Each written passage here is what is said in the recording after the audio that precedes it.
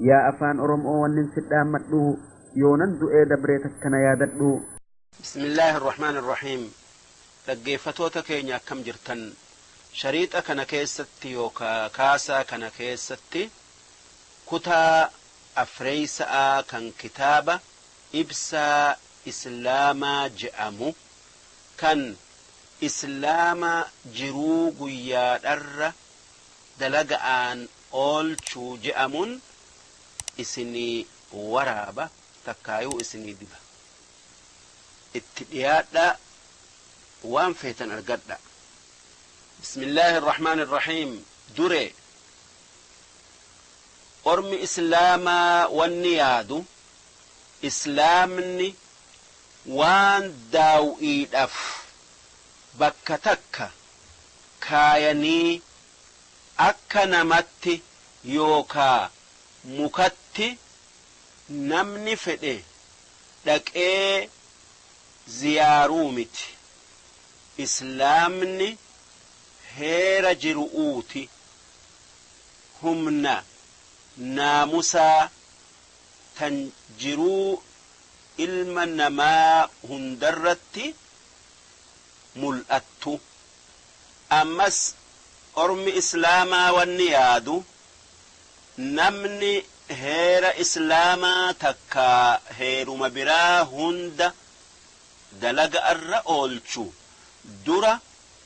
namuma tokko tokko ummataati. eegasi tuutatti siqa. tanaaf jecha islaamni nama tokko tokkoon jalqabeeti tuutatti dabra yookaa kuta. tanaaf nutis tokko tokko namaatin jalqabnee xabii'aa nama tokko qorannee laalcha islaamni xabii'aa namaa laalu hubanna. odoo waan namni irratti wal dhabe dubbatu utti hin seenne wanni beekun nuuf mijjaayu namni xabii'aa lama qaba tan takka taan guuttu isaan lamaan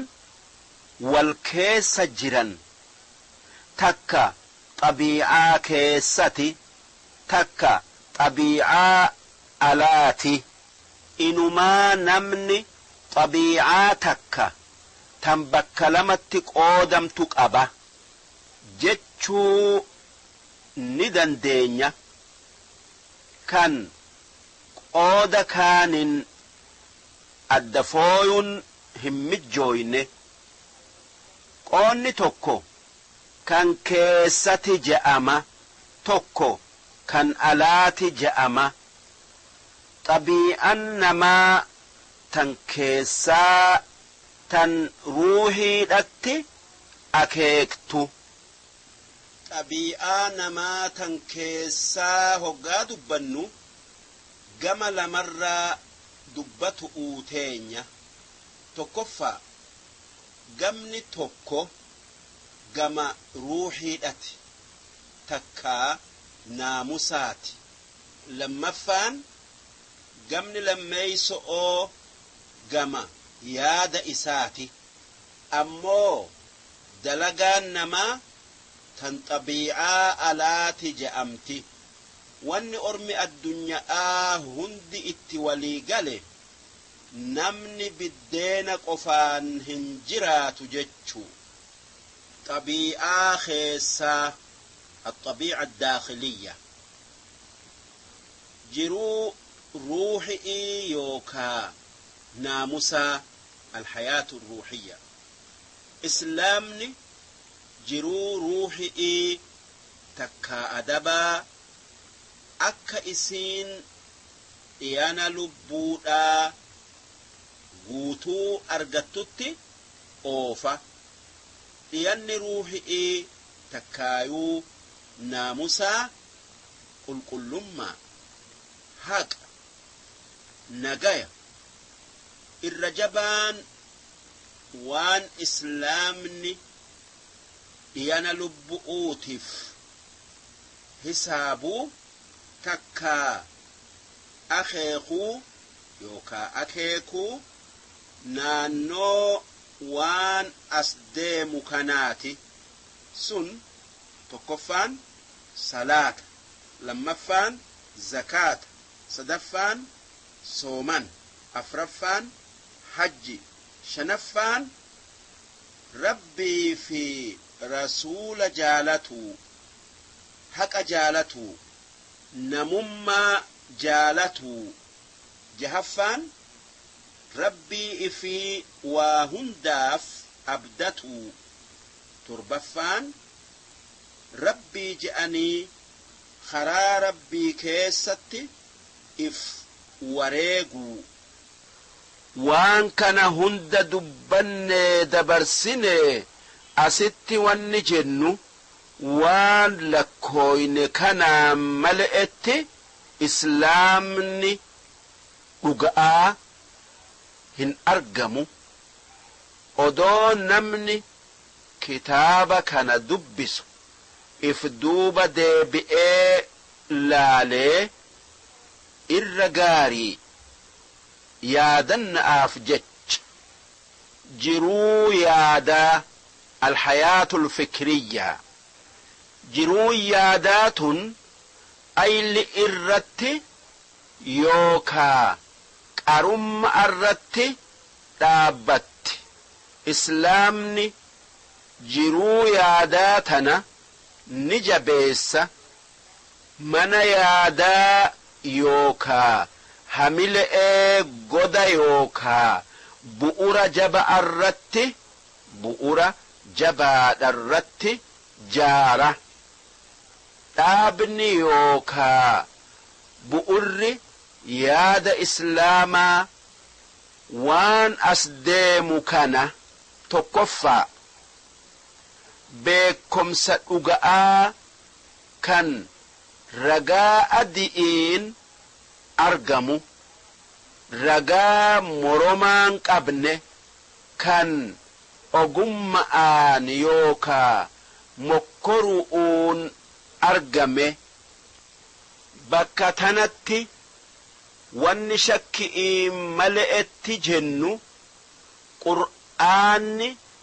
isa kan dura dursoo beekomsa barbaadu utti nama kaase karaa maraan wanni nama islaamaa hundarra jiru dhiira tayuu dhalaa tayuu beekomsa dhuga'aa barbaadu falka'aa fi yookaa xabii'aadha fi wanni addunyaa tanarratti rabbiin uume marti kitaaba banamaa waan isa keessa jiru beekomsaa fi dhugaa mul'isuuf qur'aanni kitaaba dura dursoo xabii'aadha fi waan naannoo teessan jirurraa ragaa mul'ata'aan dhugaa baraa je'e tanaaf jecha qur'aanni yaada akkanumaan walirraa dhaalan hin qeebalu hanga nuti beeynutti kitaaba rabbiin sami'ii buuserraa qur'aanni isa dura dursoo waan yaadanirratti daliila yookaa ragaa barbaadu utti ajaje mataan qur'aanatuu dhaaddannaa yaadaa kan zalaalami'iiti qur'aanni wanni nama hundarraa barbaade mee walii gala'aa yaanni qur'aana keessatti dubbatame wal dhabuu isaa mul'isuu takkaa waan isa keessatti dubbatame ragaa fidanii kijibsiisuu takkaa qur'aana guutuu akka isaa fiduu takkaa suuraa akka suuraa qur'aanaa tan irra gabaabdu'uu fiduu isaanirra barbaade wanni ati qur'aana keessatti gartu akka inni waan laalanii arganii dhagayanirraa beekomsa fudhatu'utti nama kaasu barmoota dhuga'aa baru'uuf jaatanii godhuun ibaadaa islaama biratti takkaa akka islaamni laalutti lammaffaa dhaabni lammeeysa'a kan yaanni islaamaa irratti jaaramu rabbii yookaa waaqa gudda'atti amanuu dhugoomsuu islaama biratti rabbii tokkichatti amanuun dhaaba amanti'iiti duuba iimaanni fayyaa tayu'uuf wanni barbaadamu iimaanni hubantii beekomsarratti dhaabbatu jaaramu hanga dubbiin iimaanaa fedhumateetin mataa si seentee fudhattutti kan namni itti sin dirqin hanga iimaanarraa deebi'uun kee hin sodaatamne takkatti kun yoo aylii fayyaa qabdu qabaate malee hin mijjaayu maalif ayliin raftu yookaa ciiftu tan hin badanne tan argaan isi'ii gabaabdu'uu beekomsa rabbii dhaqqabuu hin dandeessu takkaa gaqqabdee laaltee iimaanatti gayuu hin dandeessu islaamni iimaana hubantii beekomsaatin hin tayin kanuma abalu je'eedhaaf jala deemanii je'an hin qeebalu kan gaafi'ii fi yaadan hin tayin kun dhugaa gatii qabdu gama jiruu yaadatii yoo laalle maalif jiruun yaadaa wanni ati yaaddu fedhii teetin tayuu islaamni rabbitti amanuu yookaa waaqa dhugoomsuu nama hundarraa barbaade aayaanni rabbii tokkichatti amanuutti nama yaamtu qur'aana keessa heddu'u gatiin yookaa hayni aayata sanii katabamtee ol kaayamu'uu miti wanni isiin dhufteef aylii dammaysitee iimaanatti nama yaamuu dhafi qur'aanni hoggaa iimaana waaqatti nama yaamu ragaa adii mul'ataa dubbata haa tayuu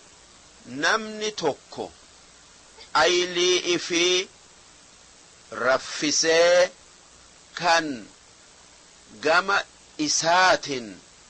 yaada isaa hin sossoofne akka hifata waan dhaalatti fudhatuu hin fedhu wanni qur'aanni fedhu namni durummaa yaadaa beekomsa jabaa qabaatu hanga gara yaadatiin guutamutti wanni laaftuutti argatan laaftuutti nama harkaa baatuuf jecha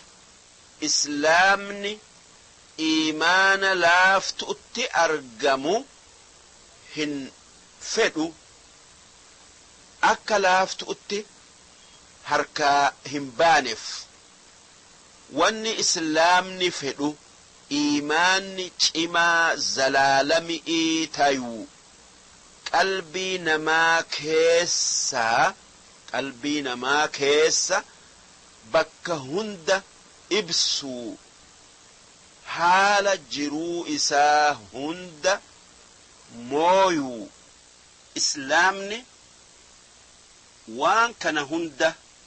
dalaga tanaaf jecha islaamni iimaana akkanaa malee hin qeebalu islaamni hoggaa beekumsaa fi dasi'iin amanuutti nama yaamu karaa beekumsattiin gayu hunda banaaf kan seera yookaa wasana yookaa daangaa dura hin keenye haa argaa aylii isaa bal'ifatu'uuf waan wahiin hubatanii baran hundatti isa kaasa aylii tayuu tajribaa tayuu islaamni aylii yaadatti nama yaamu'uun akka inni aylii waan ijaan argan qofaan waa bar'urraa duroomse nuu ibsa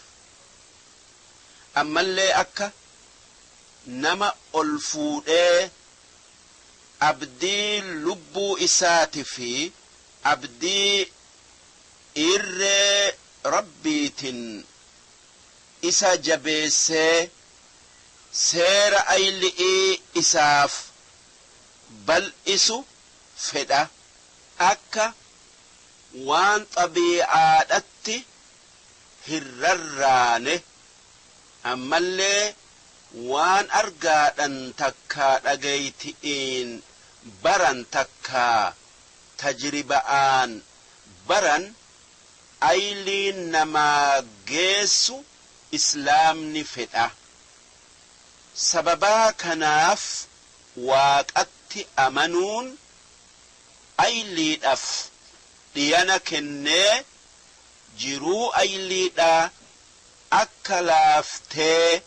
fireessitu godha duuba hoggaa dalagaan aylii namaa tan yaadaa tan naamusaa karaa islaamni dhufeen irratti deemte xabii'an namaa tan keessaa xabii'aa nagayaa tan fayyaa qabdu taati duuba hoggaa keessi namaa tole jiruun isaa ta'alaatis akkasumatti tolti xabii'aa namaa tan qaama isarraa alaa طبيعة الإنسان الخارجية طبيعة نما تعالى أكما تكيسا بل أودا طبيعة نما تن لچو والقوتي وليقل طبيعة نما إسال لما نرى جارما طبيعة نما تن alaatana damee hedduutti qoonna haa tayuu wanni beekun nurra jiru xabii'aa namaa keessatti ir'uun takka argamuun xabii'aa keessaa taatuu alaa taatuu nama balleessun ni mala dhugaan dubbi'ii طبيعة لمان والدليسيفتي وليف دليدي إسلامني xabii'aa lachuu ta keessatii fi ta alallee ni jabeessa hayaatul insaani shakhsiyya jiruu namicha tokkoo tan eenyummaa isaa islaamni jiruu nama tokkoo akki itti tiisu karaa qaama isaa xuri irraa qulqulleessu'uutini karaa nyaata fayyaa qabu isaa hisaabu'uutini karaa akka uffata itti maraxatu isaa ibsuudhatiini karaa akkaataa itti jiraatu akkaataa itti faayatu akkaataa itti leenjisa qaamaa filatu isaa ibsu'uutini waan dubbanne hunda fakkaatu isaa ibsu'uu wajj النظافة الطهارة تكفى قلما طهارة إسلامني نمني صلاة فديمو وضوء قدأت أتي أججة إف قلسن هجين چنا قاما إقو هجين قاما hunda dhiquu sun haala dhala'aa dhiiratti rarra'a hoggaa namni tokko guyya'arraa salaata shanan salaataa beeynee isaa qalbiin xaliilaa ayliin xaliilaa qaama fi huccuun xaliilaa dachii gaari irra dhaabbatee yaada rabbii je'ee dalagu'uutin akka salaanni akkanaatun nama isii salaatu tolchitu dhugumaan beeyna